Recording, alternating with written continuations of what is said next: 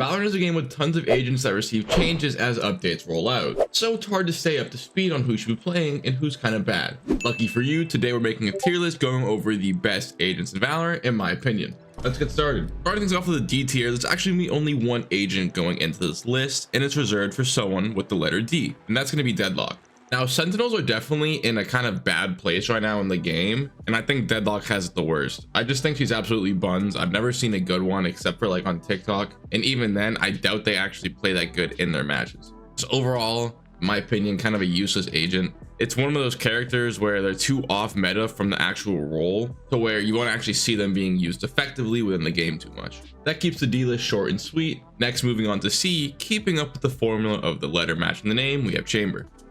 Now, Chamber's always been kind of iffy after he got nerfed from being like one of the best agents in the game, because now he's not bad, but he's not too great either. You could argue him up into like a B or A tier. It comes down to the fact that if you're not great with his guns, he kind of ends up being a mid pick. Some people can't shoot with his pistol too well, which makes it a useless ability, even though it's one of the best things he has. You have a pocket guardian. If you don't know how to op, he's useless. His trip is kind of shit. His TP is not as good as it used to be. So he's not the worst, but he's not too good for the general consensus. Next, we have another Sentinel. They're just getting bullied right now. I do apologize to my Sentinel mains, but we have Sage coming up next in C tier. I feel like I don't have to say too much about Sage. Her only redeeming fact is that she can heal, and she can't heal as much as she used to. She can't heal herself as much as she used to. Every time I get res, I end up dying while I'm in the res animation, so it's ruining my KD. Thanks for that, Sage mains. Yeah, just overall, I feel like she's a okay pick. Nothing too special. Really just reserved for the E-girls playing with their E-man.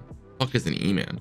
Next up, we're gonna put Astra in the C tier as well. Astra, again, used to be great, just like Chamber, but I feel like she's really fallen off, and I think she takes a little bit too much communication to be good. Me personally, I'm at a point in my games where when I see an Astra, I get a little bit worried, thinking that someone just doesn't know who to play, so they went a random smoke. She's not bad by any means, but I feel like there are better options. But you know what? She's okay. I'm gonna give her that. Next up, we have our first duelist, which is going to be Neon. I think we can all agree Neon's not that good. Neon looks cool to watch. You know, people who are good at Neon get pretty sick clips with it. But I think she's just overall kind of fucking useless. You can run fast, you can shoot mid stuns, and you can slide. Oh, and you have a bad wall. Just overall not that good. You don't really see a lot of good Neons. Every now and then, you know, you get like the people who are really good at Neon, but that's going to happen with every character. Like obviously, like it's the same thing with Deadlock. There's a few people that are good at them, but it's just overall a bad pick, bad character, bad abilities. And then our last entry for the C tier is going to be Breach. Now, if I'm going to be honest with you guys, in my opinion, Breach blows dick. This flash is okay, because on one hand, some games I feel like I can turn it every time, and some games I feel like I can never turn it. So that's kind of like hit or miss. Overall though, Breach is kind of hard to pin down, because after some thinking, he's kind of good. Like there's an argument for him to be in the B tier side of things, but I think it's smart keeping him in C. If in your mind he's a B, that's okay. Don't get mad at me. I think he's kind of fucking mid. Oh, by the way, we put Gecko up at B. Speaking of which, yeah, that's right. Gecko is better than Breach in my opinion.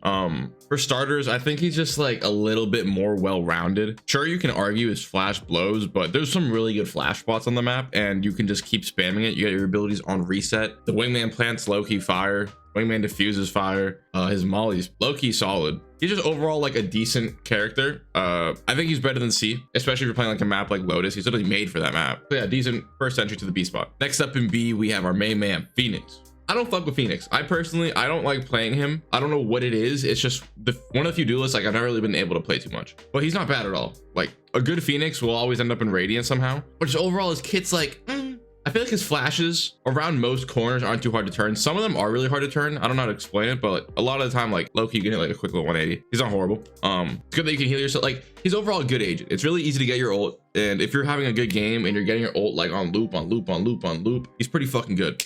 So that's really where Phoenix comes down into play, is that if you're doing good on Phoenix, like he'll be fucking amazing. If you're doing bad, you're useless. But he's solid. You get flashes with him, you get a wall, get the molly. Like he's overall like a pretty decent pick. You get your ult really fast. I think he's like a perfect contender for B tier. Another duelist that's going to fall into B tier is going to be Reyna. Now, to be honest, Reyna's kind of mid. She's just the default agent in the game, really, when you think about it. And like her kit's pretty solid, I'm going to be honest. Like as long as you get kills, it doesn't even matter how you get them, you're useful on Reyna. Her leers are low-key decent. I like flashes where you have to like shoot them. I don't think flashes where you have to like flick away to shoot them are too bad, because at least you're taking their aim off you. So it's still pretty useful. Like overall, I think we can all agree she's not bad per se. She's just questionable on usefulness, but I think she's a pretty decent agent. She's deserving of B tier at least. And surprisingly, we have another duelist going in here. We're gonna be going with Raze. And now I'm technically a Raze main. I used to play Raze way more, but recently she got nerfed a little bit. Her satchels don't do damage instantly, and a few other things like decreased nade range, just small things like that. But those small things have bumped her down from what I would say like an A or an S tier to B. Definitely A. She used to be S tier, then she was A, now she's B. But I still really like her. I still think she's really good. I think the movement makes her fun. You can do a lot of cool things with her that you can't do with a lot of other duelists because her kit's very unique. You get movement, you get intel. You have the most play style with her. But overall, looking at things objectively, I think she does fall into somewhere more in the middle like B instead of somewhere higher up like A or S. Still one of my favorite agents though. And then next in B, we're gonna put Viper. I was debating putting her in C tier just because she's been nerfed a lot. You know, Viper's had a rough life, but I feel like if you know what you're doing, Viper is good on just about every map, but you have to know what you're doing. And sometimes you might need a second smoke. But having a confident Viper is amazing. I used to be a Viper main back in the day, like way forever ago. I could throw a fucking molly from anywhere. Like it was crazy. I was nice with it. But nowadays, it's just not a lot of people want to take the time to learn someone like Viper. But I will say with the addition of Icebox back into the map pool, things are looking bright for her. Icebox is one of her best maps. Same thing goes for Raze. Raze might go up a little bit too if I look at this in the future. But I'm going to give Viper the benefit of the doubt, put her in B instead of C, because really, like, although they've nerfed her, she's still a really powerful character. A good Viper will always make you want to leave a match by the middle of it. She's also like one of the only people you can play on Breeze, which I forgot to bring up, aside from Harbor. And even then, most people will take the Viper over the Harbor, or sometimes bring both. Then one last agent's gonna be going into B tier here, and that's Killjoy. I can make an argument for Killjoy to go into C tier. I don't fuck with Killjoy. I don't like Killjoy. If you're a Killjoy player, I am sorry, but I have not liked a single Killjoy main I have met. They are usually some of the most toxic people I run across in Valorant. They're pretentious as fuck. They think they're better than everyone just because they play like a boring character. I don't know how it works. We're gonna give them B just because like a good KJ is always annoying. But I feel like overall, I don't know. I feel like she's not that menacing anymore. Like I feel like I'm way more scared to push a Cypher setup site than to push a KJ setup site. You know what I'm saying? But either way, we're gonna put her in B because she is pretty good when played properly. That though concludes our B tier. B for bitch. These are bitch characters. Actually, no, they're pretty good. They probably beat me up. We're gonna go to A next. Starting off on A, we have the hunk of a man, Brimstone. Now I'm gonna be honest with you. I don't know how to say this without being cringe, but like they're chads, bro.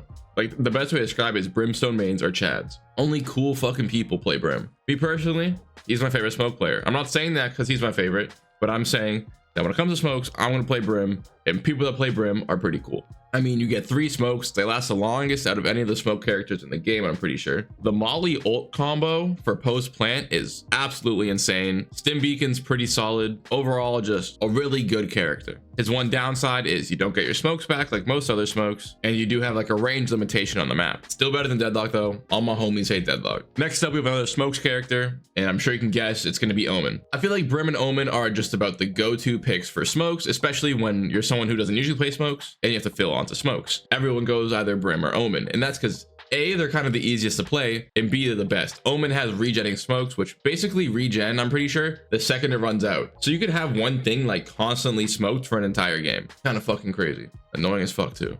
His blind's really solid. His TP is good if you know how to use it, and his ult has some decent usage, but the main reason he's up here is because his smokes are pretty good and his blind is really good. Again, I think this is the perfect spot for these two. Like they really just go hand in hand. You're either a Brim player or an Omen player. You know, are you blue pill? Are you red pill? Kind of like that. Not gonna yap on too much more though, because now we have to talk about Jett. Jett's pretty fucking cool. I mean, what else to say about her? She's probably like everyone's favorite duelist.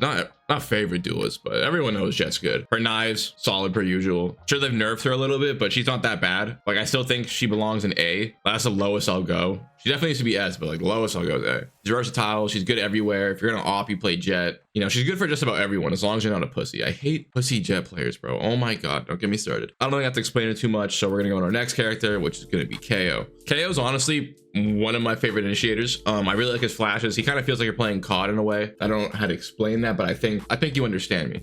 Kind of like COD in a way. His knife is so good. Like there's games where I'm getting punished by a KO just constantly with no abilities, and it just makes me hate everything. Overall, solid ass character though. Also, it's one of the really cool ones to play. If you have flash lineups, he's insane. He's really good if you know what you're doing, and even when you don't, he's decent. But under good hands, he's definitely an A tier character. Speaking of good hands, I don't see the correlation, but we have Yoru.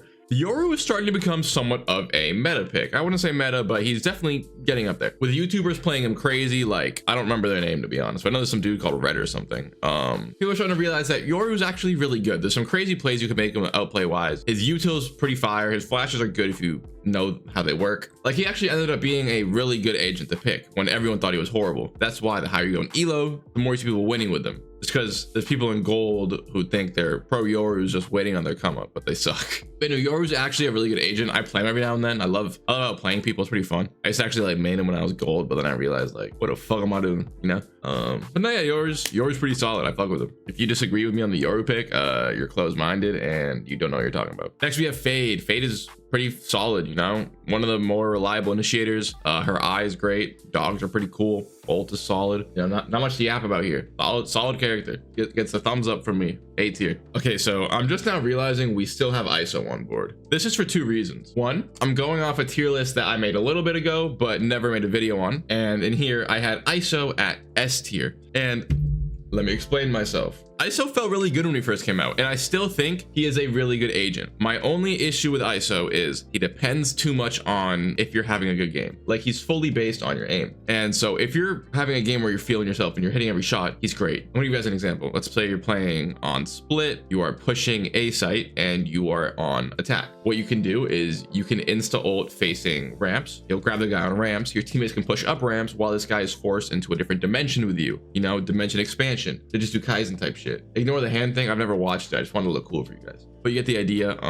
You know, it's pretty good for that because you have to make space. Because even if you lose that gunfight, your teammates will be there for the refrag. It's also good on bind for attacking U-Haul. You get the idea. But the thing is, if you don't get a kill with his ult, you die. You're literally it's 50-50. Like, it's dead ass just like rolling a dice on if your ult will be good for your team or bad for your team. That's my one issue with ISO. It's just another one of those characters where if you're not shooting people, you bring no value. Like, your wall is kind of mid. I will say the shield ability where you can take one instance of damage is insane if you're going against an op crutch jet. I was op crutching one game and there was an ISO who ate my op shot. I counted. I watched it back. It was like 9 or 10 times. It was kind of fucking insane. That's like 9 or 10 kills. That's 9 or 10 rounds I would have won. Like, that would have been like completely different outcomes. It's crazy. So you know what? ISO gets A tier. I don't care. He's honestly not that bad. Like, I could argue, I could really, if I wanted to, yap and give him S tier. And also something that got wait, I never put in Sova. Okay, guys, one second. We have to do some fixing. Okay, so I never put in Sova for a reason. Because originally I was going to put Sova in C tier. Recently, I've kind of come around to Sova, and I feel like we're working our way back into Sova meta. I don't know if I'd say Sova is A tier, but I feel like he's definitely a good B tier character. Like, a good Sova kind of makes you want to end yourself. But I just feel like he doesn't really fit A tier anymore because I don't know what it is. He doesn't feel powerful enough. But recently I have been kind of getting my shit kicked by Sova. So honestly, A tier contender yet again, but I'm going to put him the one below. Dude, my whole list is messed up because I was going to put Skye in S tier, but Skye got nerfed recently and her flashes don't regen now. And low-key, she's kind of mid. Skye gets B tier. Like, I don't know what else I changed about her, but the main thing is that her flashes don't regen. So you only get the 2 flashes, they don't spawn back, and that's low-key huge. So she's going to fall into B tier. Bro, this is tragic. It's all falling apart. At least our S tier is exclusive. You already know Cypher's going to get S tier. Cypher, that's the GOAT right there. Mysterious ass man, looks like an owl. Trips, if you don't break them, come back up after concussing you. They concuss quicker. He's just goated with the sauce. Fucking, that's my boy Cypher right there. And then Harbor, looking at my reference tier list, and I had Harbor at S tier. That can't be right though, right? Like, that can't be right. S tier Harbor. He's good. He's good. I put him with like Brim and Omen. Is he better than Brim and Omen? Put him A tier. Let's take another look at this. I'm gonna be honest with you. I think this is valid. I think right now in the game, you have your clear GOAT pick Cypher. Like, most maps you want a Cypher. And then, you know, you can't really go wrong with any of these. You in fact do see most of these. You always see a Jet, usually a Brimmer and Omen. Sometimes, like, these are like all pretty good picks. B's are like honestly, the best way I can describe this to you. On S tier, you see someone pick that character, you're like, thank God someone's playing them. You're like, you look at your comp, you're like, oh good, we have a blank. That's our S tier. Our A tier, you don't think anything of it. Someone picks Brim, you don't think anything of it. Someone picks Omen, you know, you get the idea. Any of these characters, you think nothing of it, except for like Yoru, Harbor, and ISO. But like, they're good enough to be there, you know. And then our B tiers are like oh, okay, we have them, you know. Like, you're not mad about it. You're okay with it. It's just like something you thought about, and you're like, yeah, I guess you could pick that. The role is open. The C tiers are like, oh, okay, that's a pick, I guess. Neon, you're like, well, really? And then the D tiers are, let's run this shit back, FF and remake. But with that said, this concludes the official, you know, tier list for Q1 of 2024. Let me know what you think. Do you agree? Do you disagree? Leave in the comments the changes you would make. Feel free to subscribe. If you want to watch a tip video, there's one right here. And if you want to watch a gameplay video, there's another one right there. Stay hydrated, wear your seatbelts. Peace.